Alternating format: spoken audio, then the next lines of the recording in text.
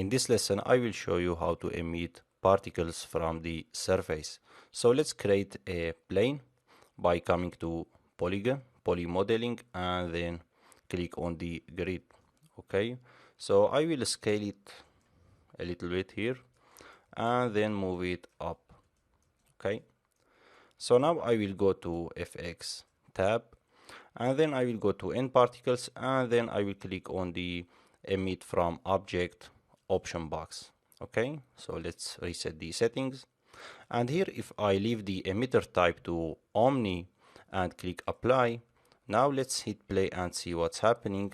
As you see, I am creating an emitter on every vertex. So on every vertex the Maya will create an emitter. Okay, so let's undo that, or I can delete the N particle and I will delete the emitter too. Okay, so I will select that again, and now I will go to emitter type and I will change that to surface.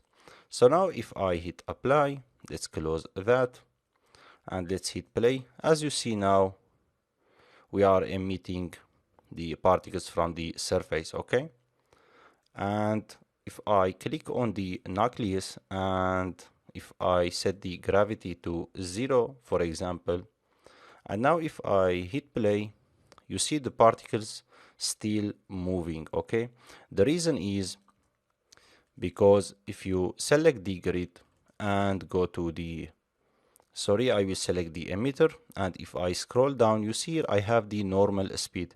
Because the normal of the plane is upward, and that's why the particle moving upward.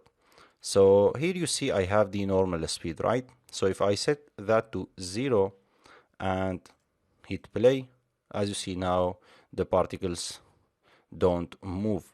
So let's set that back to 1, and now if I reverse the normal by going to modeling and then mesh display, and then I will click on the reverse. So now I reverse the normal to the downward. Okay, so now if I hit play, now you see the particles going in this direction. Okay,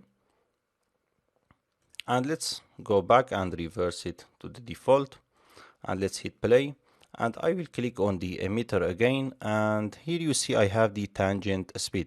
So if I set that the normal speed to 0 and set that to 1, now you see the particles will move on the surface. Okay, and as you see, colliding with each other. Okay, because we have the N particle shape. In the N particle shape, in the collision, we have self collide. Okay, so that's it for this lesson. I will see you in the next lesson.